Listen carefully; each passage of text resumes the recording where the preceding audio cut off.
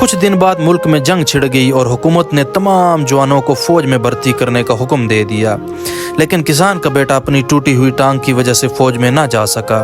गांव वाले फिर आए और कहा, कितनी अच्छी बात है, तुम्हारा बेटा जंग में नहीं जा रहा। बूढ़ा किसान हस्बे मामूल मुस्कुराया और बोला, हर वाक़ये में हमारे लिए क्या अच्छा होता है क्या बुरा ये कौन जानता है, लेकिन ज़िंदगी में वाक़यात का फौरी नतीजा हमेशा वाज़ेह नहीं होता। ज़ाहिर बुरी चीज़ें बाद में अच्छी साबित हो सकती हैं और ज़ाहिर अच्छी चीज़ें बुरी, लिहाजा ज़िंदगी के उतार चढ़ाव को कबूल करते हुए सब्र और तहम्मुल से काम लेना चाहिए, क्योंकि वक्त के साथ ही वाक़यात की हकीकत वाज़ेह होती है।